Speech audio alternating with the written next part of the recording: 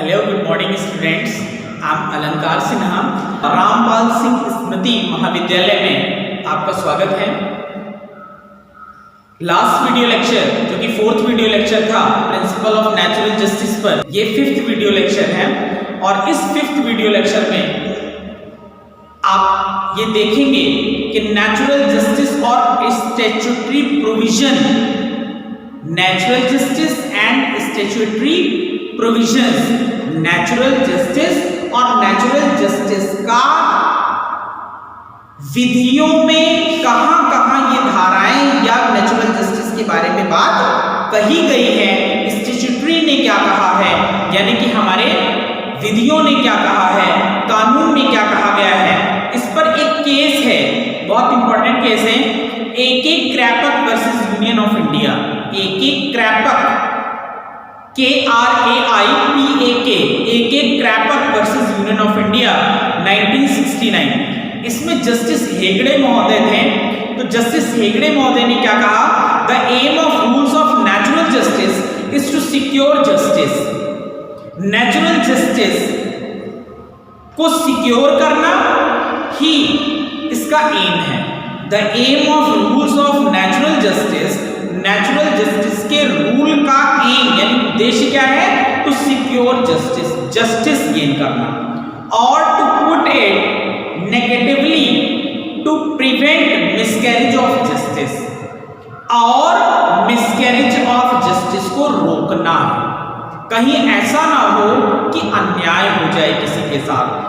These rules can operate only in areas not covered by any law validly made.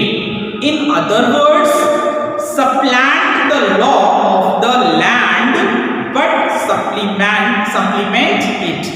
क्या इसका मतलब है, कहा गया है कि these rules can operate only in areas not covered by any law validly made. कहीं पर कोई भी ऐसा एरिया जहां पर जिस विषय पर कोई लॉ वैलिडली नहीं बनाया गया है, कोई भी कानून उस विषय पर नहीं बनाया गया है, वो उस विषय को लेजिस्लेचर अभी छुआ भी नहीं है, ऐसी स्थिति में प्रिंसिपल ऑफ नेचुरल जस्टिस का प्रयोग करते हुए न्याय निर्णय किया जाएगा। दूसरा केस क्या है, Maneka Gandhi versus Union of India. Maneka Gandhi को सुना नहीं गया था, यानी मेनका गांधी जी के पासपोर्ट को जब्त कर लिया गया और उनको सुना नहीं गया था। इसमें जस्टिस बेग थे। जस्टिस बेग महोदय ने क्या कहा, the duty to give reasonable opportunity to be heard is an implied right.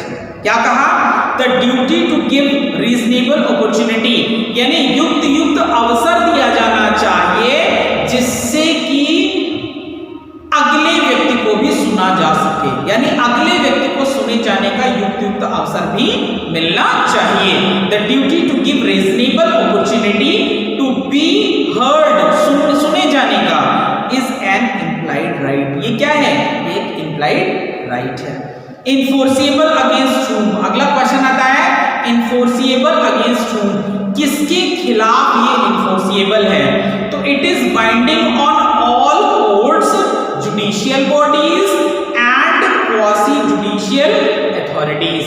किस पर ये बाउंड है, प्रिंसिपल ऑफ नेचुरल जस्टिस से कौन कौन सी संस्थाएं बाध्य हैं। तो पहला क्या है, कोर्ट्स बाध्य हैं, हमारी अदालतें, न्यायालय। दूसरा जुडिशियल बॉडी, इसके अतिरिक्त न्यायालय के अतिरिक्त जो भी जुडिशियल बॉडी है जैसे ट्रिब्यूनल्स वगैरह हो गए, एंड क्वासी जुडिशियल अथॉरिटी, और कोई भी ऐसा जो जुडिशियल के साथ साथ क्वासी जुडिशियल अथॉरिटी है, ये सारी की सारी संस्थाएं प्रिंसिपल ऑफ नेचुरल जस्टिस से बाउंड है।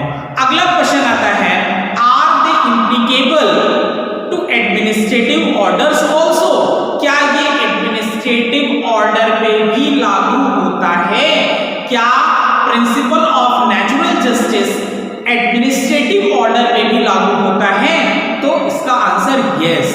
प्रिंसिपल ऑफ नेचुरल जस्टिस प्रशासनिक अधिकरणों के न्याय निर्णय पर भी लागू होता है। जस्टिस शाह ने इस टॉपिक पर क्या कहा, कि gave affirmation to this concept, इस कॉन्सेप्ट को जस्टिस शाह ने अफर्मेशन दिया यानी स्वीकार किया। क्या स्वीकार किया? कि principle of natural justice administrative law पर भी एप्लीकेबल है। किसने इस बात को अफर्म किया, स्वीकार किया, माना? जस्टिस शाह महोदय ने इस बात को अफर्म किया कि principle of natural justice administrative laws पर भी, एडमिनिस्ट्रेटिव ऑर्डर्स पर भी लागू होंगे।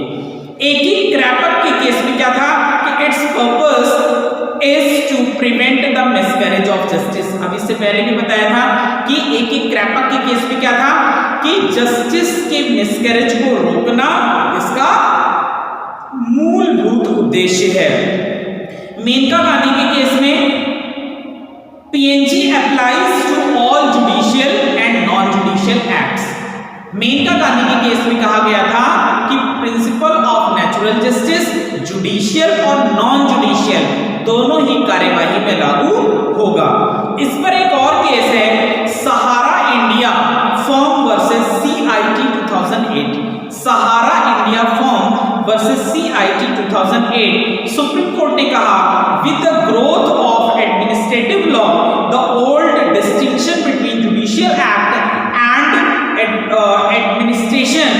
Administrative act has withered away. Withered away का मतलब खत्म किया जा चुका है, यानी कि with the growth of administrative law, प्रशासनिक विधि के विकास के साथ, द ओल्ड डिस्टिंक्शन जो पुराने अंतर थे प्रशासनिक विधि में और जुडिशियल एक्ट के बीच में जो मूलभूत पहले अंतर हुआ करते थे, अब वो अंतर क्या हो चुके हैं? विदर्ड अवे, यानी कि खत्म किया जा चुका है। प्रशासनिक विधि और न्यायिक विधि दोनों ही विधियों में प्रिंसिपल ऑफ नेचुरल जस्टिस के रूल को फॉलो किया जाएगा। अब अगला क्वेश्चन है, what is effect of branch of contravention of principle of natural justice? What is effect? Effect क्या है, प्रभाव क्या है ऑफ ब्रीच ऑफ कंट्रवेंशन? अगर प्रिंसिपल ऑफ नेचुरल जस्टिस का ब्रीच होता है, of principle of natural justice, अगर प्रिंसिपल ऑफ नेचुरल जस्टिस के अगेंस्ट कोई काम होता है तो इसका असर क्या होगा, फर्क क्या पड़ेगा? तो इसका जनरल रूल क्या है? whenever there is violation of any rule of natural justice the order is null and void। क्या असर पड़ेगा? जब भी प्रिंसिपल ऑफ नेचुरल जस्टिस के रूल का वायलेशन होता है और प्रिंसिपल जस्टिस के रूल की वायलेशन के तहत कोई ऑर्डर पास किया जाता है तो ऐसा ऑर्डर नल एंड वॉइड होगा, शून्य घोषित हो जाएगा। In respect of bias interest some